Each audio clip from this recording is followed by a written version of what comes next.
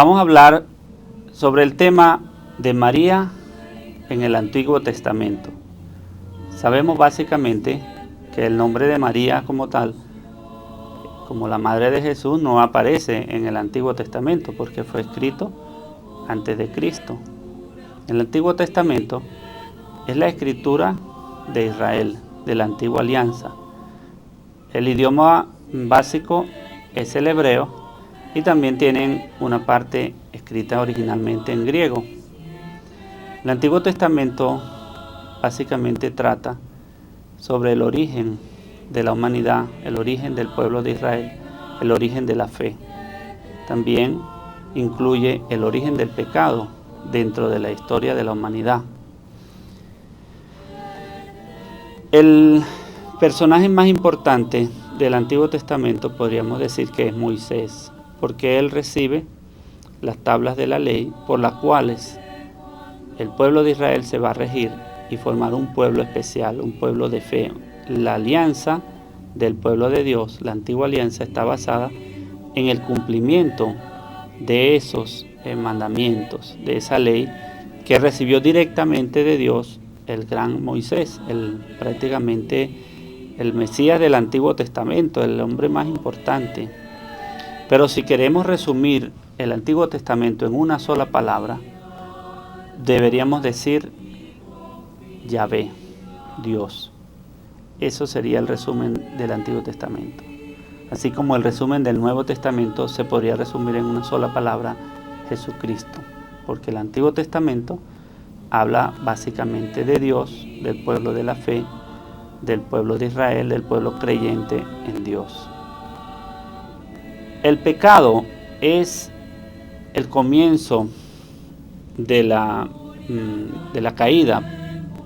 El pecado llega a la humanidad por causa de Eva y de Adán. Eso es lo que nos dice en el libro del Génesis, el Antiguo Testamento. El pecado entra porque hubo una desobediencia, porque Adán y Eva escucharon a la serpiente, pusieron en su corazón una palabra venenosa que les cambió su vida para siempre, les trastocó su vida. El pecado penetra y comienza a producir sus frutos amargos. Ya desde el comienzo entra el homicidio, entra la mentira, el engaño, la falsedad, el huir de Dios, el escaparse. Y todo el Antiguo Testamento consiste en una recuperación de la gracia. La humanidad entera está sometida a las tinieblas del pecado, a la ignorancia. Quieren hacer las cosas por su cuenta, quieren llegar a Dios otra vez, construyen una torre, la torre famosa de Babel, se dispersan en muchas lenguas, el hombre queda dividido en muchas situaciones, ya no hay unión, ya no hay unidad, y por eso el hombre lucha unos contra otros, no se comprenden, no pueden convivir. El pecado reina en medio de la humanidad. Pero dentro de esa promesa, dentro de esa situación de pecado, hay una promesa que es Génesis 3:15, la primera promesa, el protoevangelio, como se llama. El Señor le dice, hablándole a la serpiente y hablándole a la mujer y al hombre, le dice que habrá enemistad entre la serpiente y la mujer, entre la descendencia de la serpiente y la descendencia de la mujer, y que esa descendencia le va a pisar la cabeza a la serpiente. Esa persona que pisa la cabeza de la serpiente es el Mesías, el hombre que recupera la gracia de Dios perdida en Adán, el hombre que es obediente, que es humilde, que escucha a Dios, que nunca le traiciona ni le abandona, y que recupera la confianza de Dios. Dios nos ha perdonado a todos por medio de ese hombre que se llama Jesús. Todo el Antiguo Testamento se basa en la espera de la recuperación de la gracia. Poco a poco se va dando ese camino a lo largo de la historia de Israel. Hablan los profetas, hablan los jueces, los reyes. Se forma un pueblo diferente a los pueblos que están alrededor. El pueblo de Israel es el pueblo de la fe. Los pueblos que rodean a Israel no son el pueblo de la fe, son el pueblo de creencias paganas, de muchas cosas malas, de creencias, de orgías, de idolatrías, de abusos, de injusticias y crueldades. También piensan que están bien porque no conocen a Dios, mientras que el pueblo de Israel es el pueblo que está enseñado por Dios, que recibe la presencia, la palabra de Dios, la ley de Dios. Y el pueblo en un momento dado hace una alianza diciendo sí, obedeceremos, seguiremos al Señor, nos comprometemos a cumplir lo que Él nos manda. Y Dios bendice a ese pueblo prometiéndoles descendencia, futuro, tierras y todo lo que un pueblo necesita, vida en abundancia. Tanto la figura del hombre como la figura de la mujer en el Antiguo Testamento se van recuperando.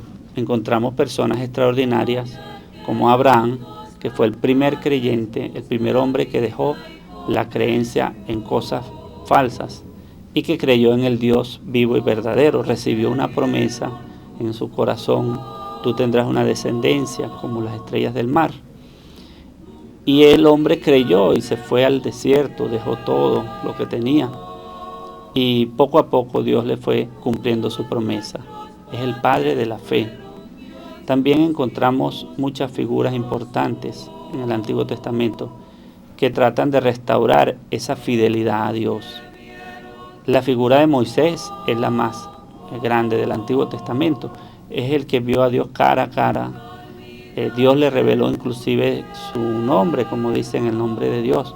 Aunque hay que aclarar muy bien que no es que Dios tiene un nombre como lo tenemos nosotros, que alguien nos bautizó, alguien nos puso un nombre, porque a Dios nadie le puede poner nombre. Lo que dice la palabra, que Dios se llama Yahvé, algunas traducciones la pueden decir como Jehová, como dicen a veces, pero en el fondo Yahvé no es un nombre propio, sino un significado. Yahvé significa el que era, el que es y el que será. Ese es el nombre de Dios. Dios es el que es, porque en todo es y ha sido.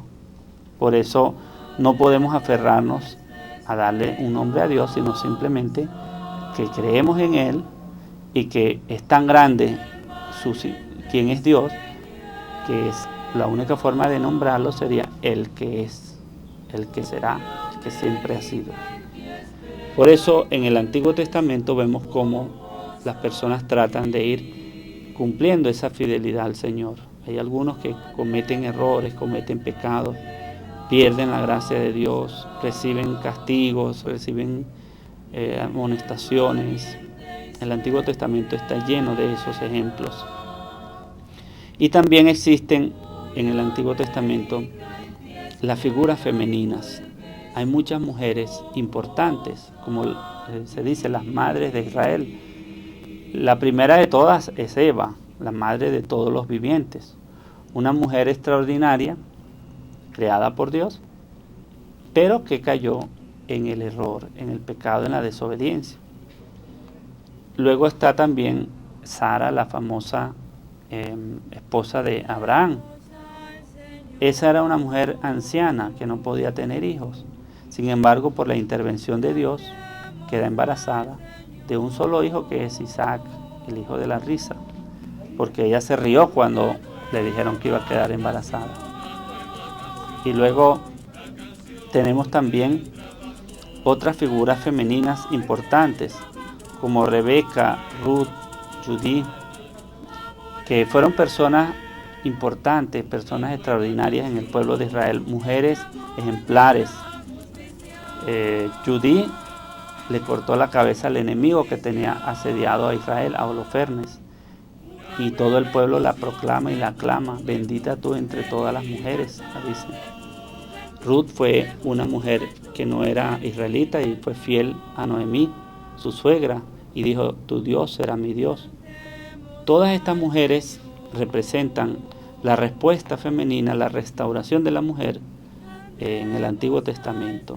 Y todas apuntan hacia una mujer como que va a llenar completamente las expectativas, que va a ser fiel, que va a recuperar aquella caída de Eva, que va a quedarse completamente abierta al Señor.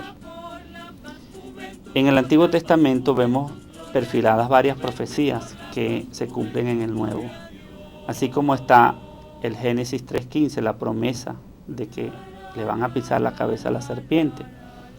Tenemos la promesa de que una mujer virgen va a dar a luz, que es la de Isaías 7:14, una señal esperada por el pueblo de Israel para que se manifestara el Mesías. El pueblo esperaba a ese Mesías y la señal era la Virgen. Por eso en el Nuevo Testamento vemos referida esa profecía varias partes, tanto en Mateo como en Lucas. La Virgen que va a dar a luz un hijo y que se llamará Dios con nosotros, Emmanuel. O Jesús, que significa Dios salva. Si Dios está con nosotros, Dios nos va a salvar. Las expresiones femeninas del Antiguo Testamento también tienen que ver con esa perfección de respuesta a Dios. La Jerusalén bendita, la Jerusalén adornada con sus joyas. Jerusalén es la ciudad de Dios. Sión es la parte de Jerusalén donde está el templo, es como una montañita, la hija de Sión. Las personas más fieles a Dios, a Yahvé, se ubican en Sión, se mudan a Sión. La hija de Sión, hermosa, llena de fortaleza, las murallas de Dios la rodean, nada malo la puede tocar. Todo eso forma parte de las figuras femeninas que de una u otra manera apuntan a la persona, la mujer, que va a estar llena de Dios, llena de gracia, y que nosotros como cristianos vamos sintiendo la presencia de María a lo largo de todas estas escrituras. Otras figuras importantes que encontramos en el Antiguo Testamento son, por ejemplo, la tienda de la reunión. Era el lugar donde el pueblo de Israel iba a orar y la gloria de Dios se mantenía encima, una nube cubría la tienda, y podemos encontrar esa misma expresión en el Nuevo Testamento cuando dice: el Espíritu Santo te cubrirá con su sombra. La gloria que permanece en María ya es la presencia viva de Dios, el Verbo hecho carne.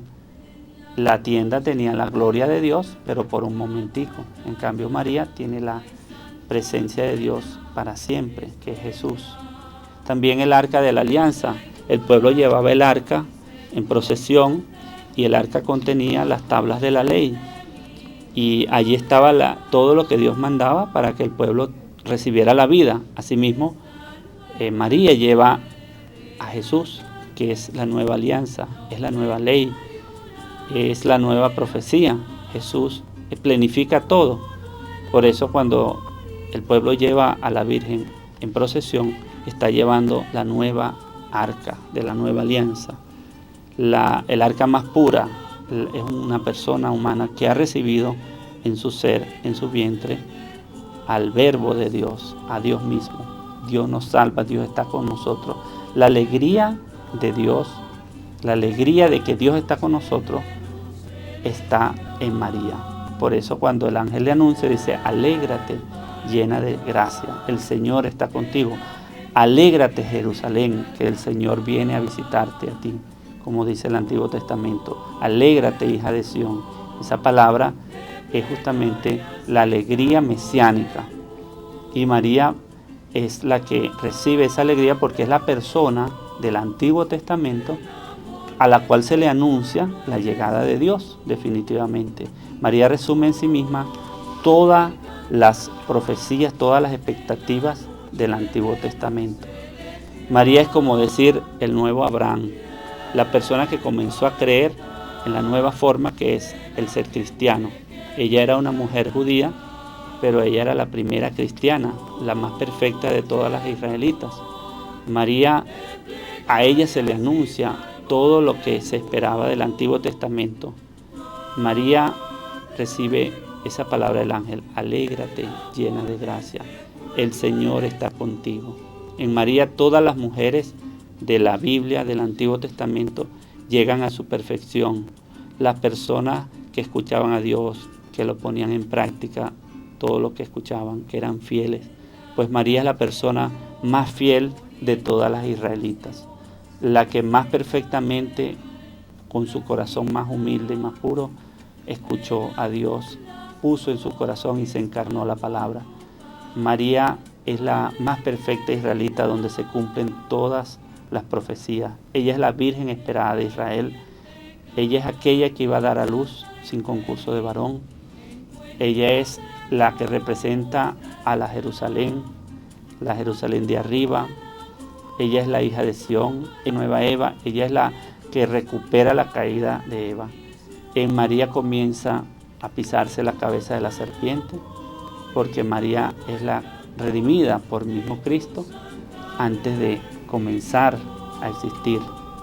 María es una redimida como nosotros, pero antes de caer, antes de comenzar. En ella no hay pecado porque así lo quiso Dios. De manera que ya en María el triunfo de Dios se da. María es el comienzo de la nueva alianza, el comienzo de la nueva creación. Por eso decimos, es la nueva Eva, la nueva madre de los vivientes.